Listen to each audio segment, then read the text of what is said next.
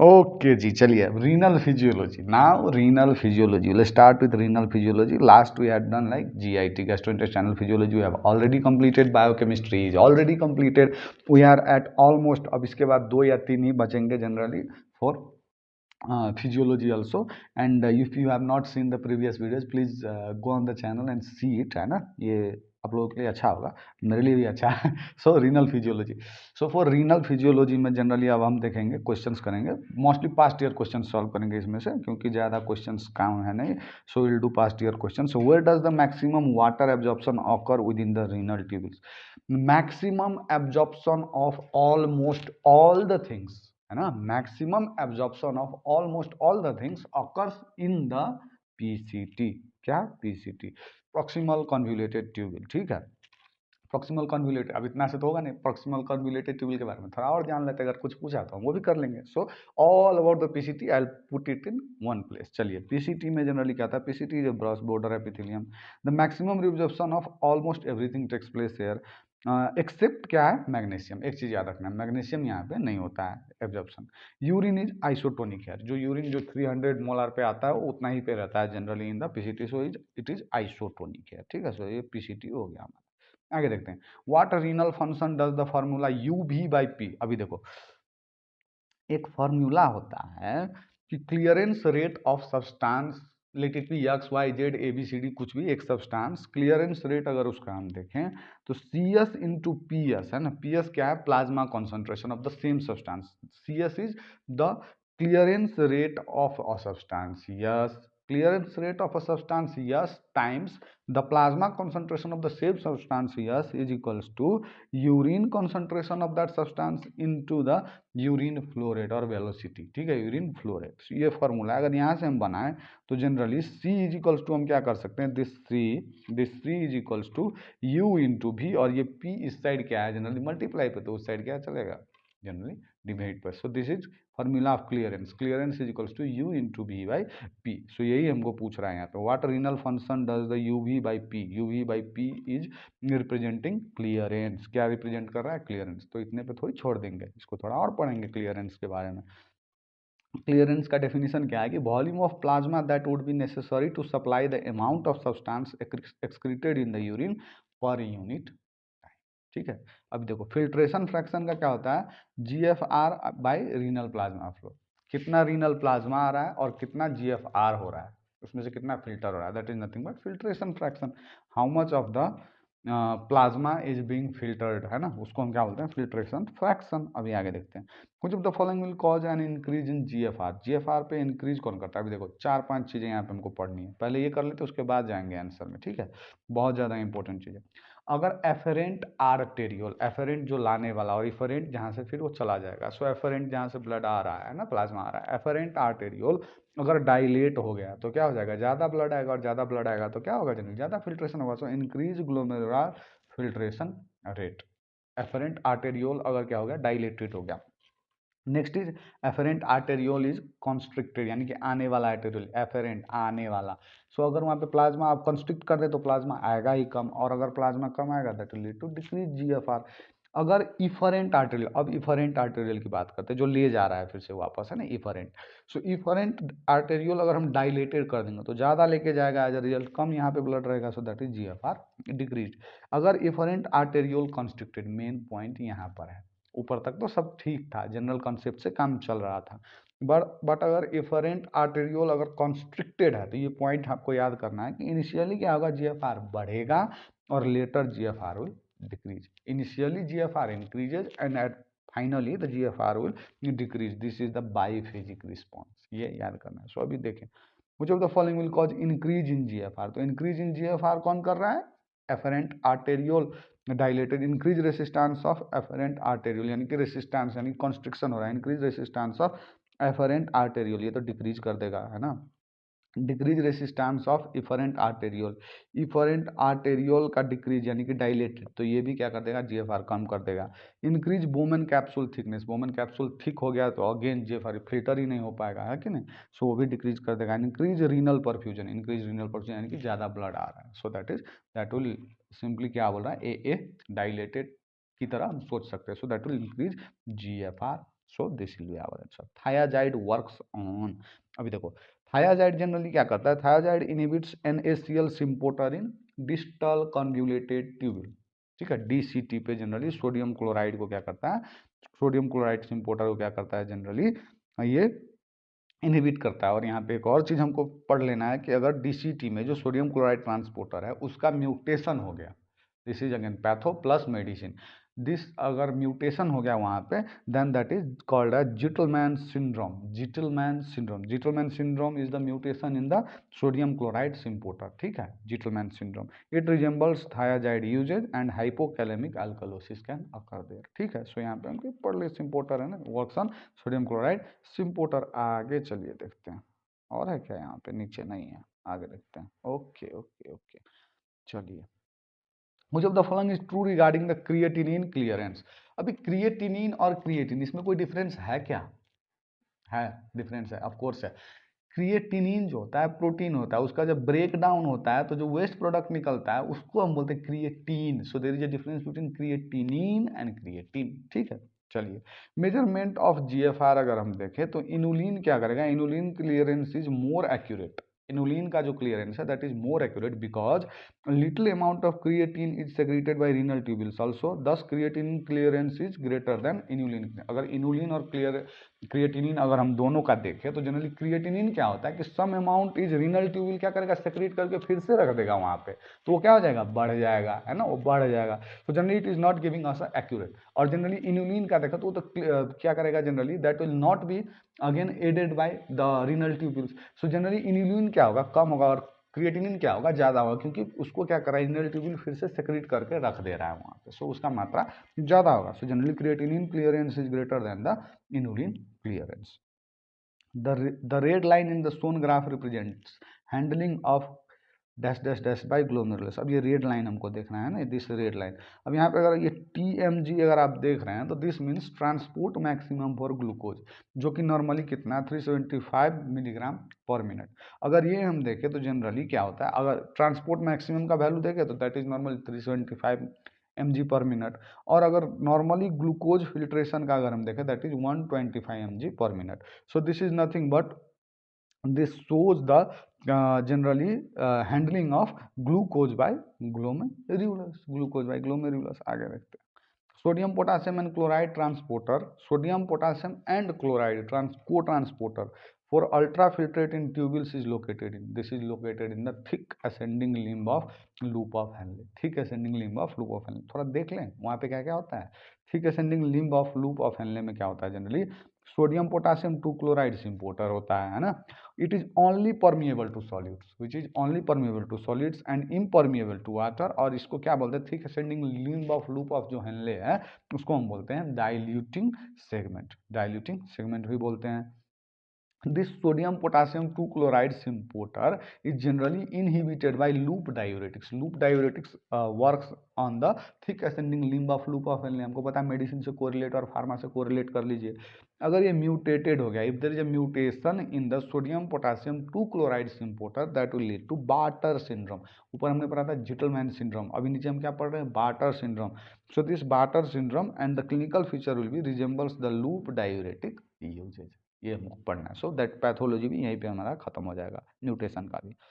Sodium chloride cotransporter is present in sodium chloride cotransporter, अभी हमने इसका generally sodium chloride ऊपर जो पढ़ा that is sodium potassium and chloride cotransporter, sodium potassium and chloride, यहाँ पे सिर्फ क्या सोडियम क्लोराइड को ट्रांसपोर्टर है ना, सोडियम क्लोराइड को ट्रांसपोर्टर हमने अभी यहाँ पे पढ़ा था ना, जो कि सिम्पोर्टर है, सोडियम क्लोराइड है ना, सिम्पोर्टर है।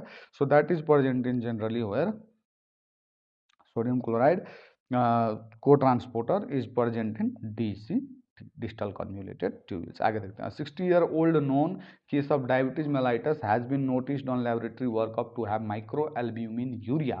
what is the site of reabsorption of proteins in the ultrafiltrate। of course ये प्रोटीन इंपॉर्टेंट चीज़ें जितनी भी होती है कहाँ से हो जाती हैं, प्रॉक्सिमल कन्वोल्यूटेड ट्यूब्यूल से हो जाती है, ठीक है।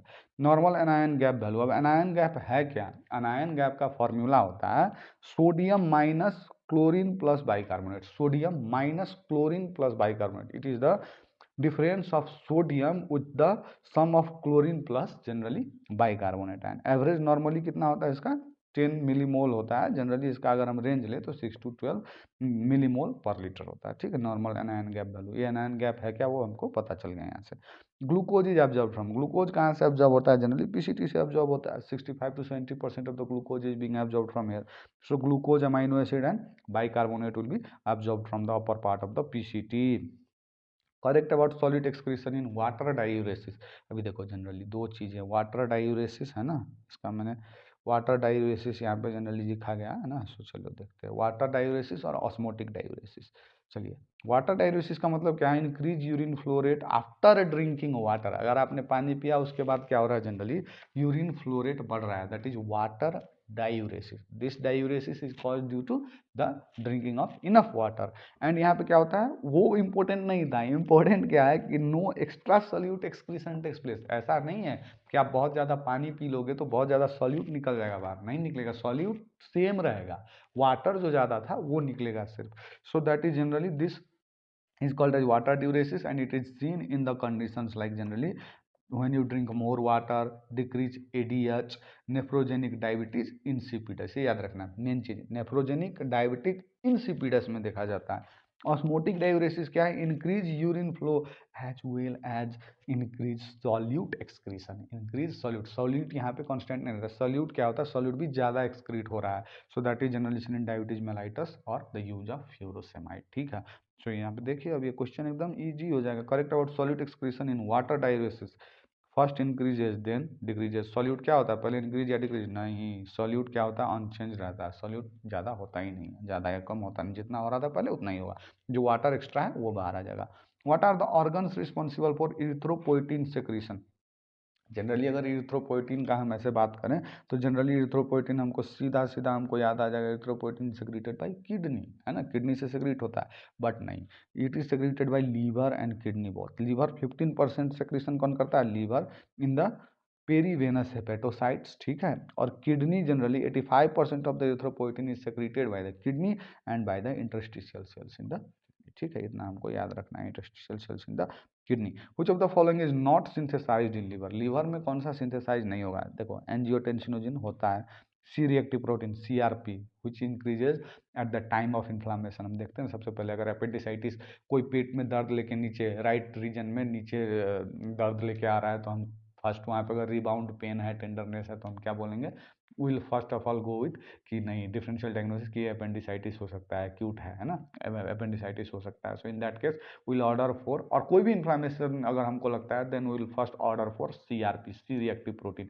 Because in case of inflammation क्या होता है, सीआरपी बढ़ा होता है। स्पेसिफिक कौन सा इन्फ्लामेशन वो तो नहीं बताएगा, बट अगर इन्फ्लामेशन है तो C reactive protein will be increase and that C reactive protein is produced by liver. अब नेक्स्ट देखो angiotensin converting enzyme, angiotensin converting enzyme जो होता है, एंजियोटेंसिन कन्वर्टिंग एंजाइम एस है ना, एस इनहिबिटर्स हम पढ़ते हैं ना, angiotensin converting enzyme it is secreted bye endothelial cells of the pulmonary capillaries. Lungs के जो कैपिलरीज, पल्मोनरी कैपिलरीज होती है वो सिक्रीट करती हैं ये, ठीक है, और फिब्रिनोजेन तो ये क्लोटिंग फैक्टर हमको पता है कि लीवर ही क्या करता है, जनरली सेक्रीट करता है।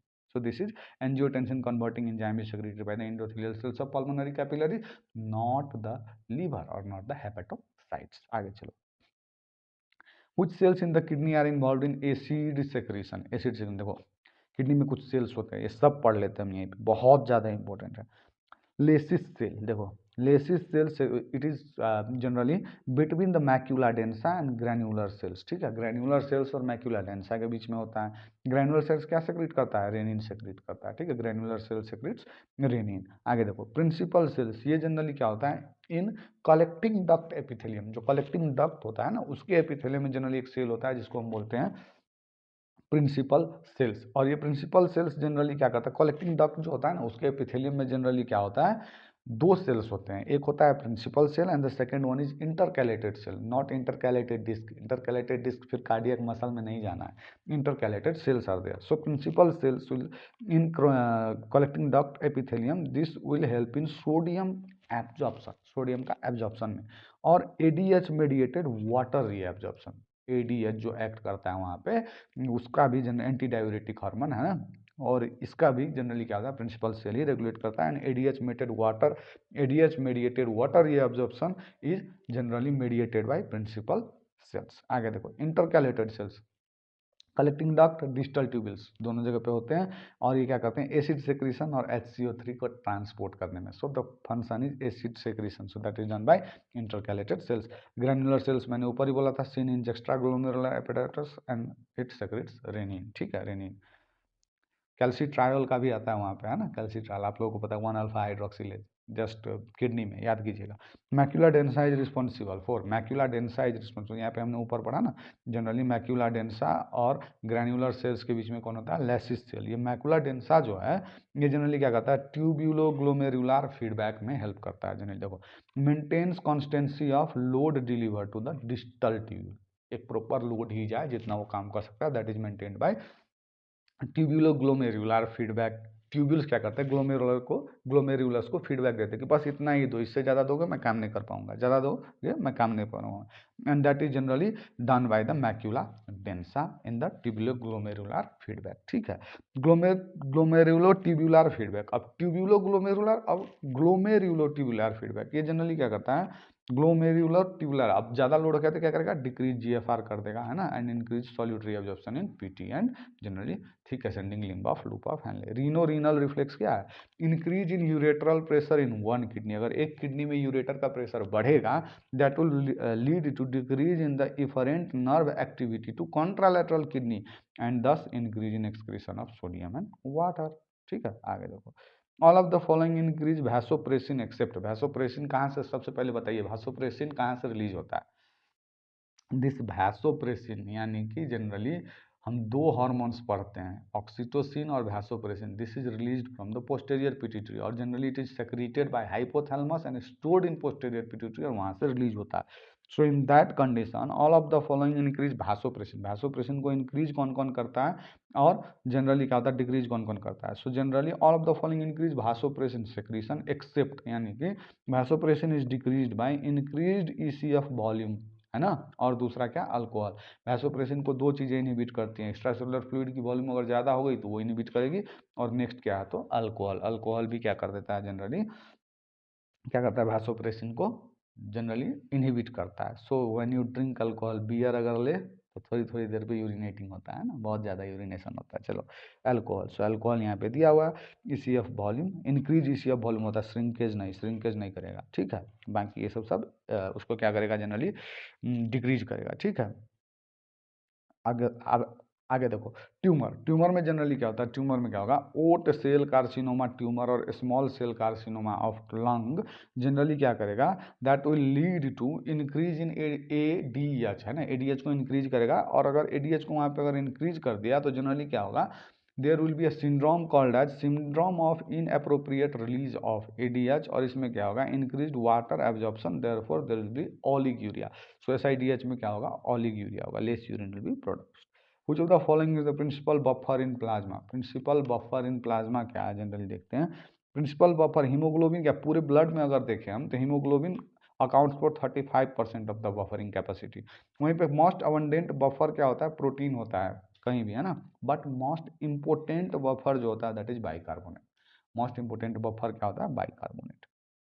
which cells in the kidney produce 125 डाईहाइड्रोक्सीकोलेकैल्सिफेरॉल, ठीक है। अभी देखो ग्रैनुलर सेल्स रेनिन प्रोड्यूस करेंगे, PCT क्या करेगा, 1 अल्फा हाइड्रोक्सीलेज, है ना, PCT ट्यूबुलर सेल्स जो होता है 1 alpha hydroxylase, and that 1 alpha hydroxylase will generally help in conversion of generally dihydrocholic 25 dihydrocholecalciferol to 125 dihydrocholecalciferol, जो कि कैल्सिट्रायोल जिसको हम बोलते हैं एक्टिव फॉर्म है ना, कैल्सिट्रायोल विटामिन डी का एक्टिव फॉर्म 1 अल्फा हाइड्रोक्सिलेज। ये याद रखना है हमको, कहाँ से, बायोकेम से भी याद रखना है। Mesangial cells will secrete regulate RBC leakage, mesangial cell RBC leakage को करता है। Peritubular cells will generally produce erythropoietin. Percentage of GFR to renal plasma flow, अभी देखो generally normally 125 ml per minute और 180 लीटर्स पर डे क्या होता है generally हमारा GFR होता है, मिनट्स में ही चाहे चले, 125 मिलीलीटर पर मिनट होता है जनरली। अगर तो अगर रीनल प्लाज्मा फ्लो हम देखें तो 650 litre of the blood is coming per minute to renal plasma, है ना। अब रीनल प्लाज्मा कितना आ रहा है, किडनी में प्लाज्मा कितना आ रहा है, 650 लीटर्स आ रहा है। अब उसमें जनरली क्या होता है, ML होगा, ये लीटर नहीं ML होगा, है ना। अब फिल्ट्रेशन फ्रैक्शन का अगर हम फॉर्मूला यहाँ पे लगाएं तो GFR by renal plasma flow कितना, क्या हो रहा है, वहाँ से फिल्ट्रेशन हो रहा है और कितना आ रहा है. So generally 125/650, so that is 0.2 और दैट इक्वल्स टू 20%. 20%.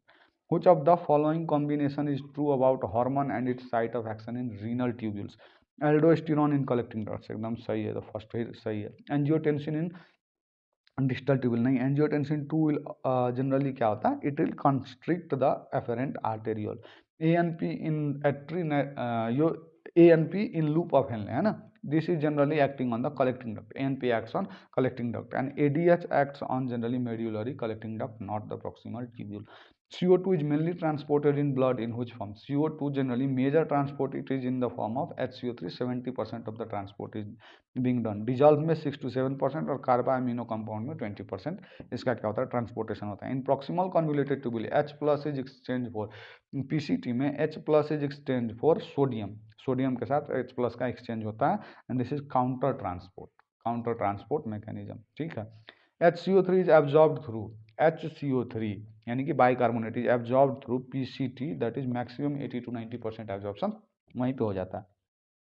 रास mechanism renin angiotensin aldosterone system है ना, is mainly regulated by, this is regulated by beta receptor stimulation, beta Adreno receptor. ठीक है, बीटा एड्रीनो रिसेप्टर इसको क्या करता है, जनरली मेडिएट करता है. अल्फा ब्लॉकर नहीं, ये सब नहीं.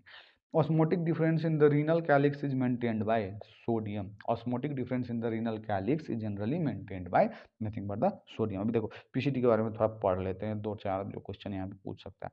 पीसीटी रीअब्जॉर्ब्स किस किस को करता है, sodium, chlorine, HCO3, PO4, potassium, glucose और amino acid. Almost everything is absorb from here. Secrete क्या करता है PCT, PCT secretes H plus ions. Oxalates urates भी सेक्रीट करता है. It is highly permeable to water. इतना हमको याद रखना जरूरी है.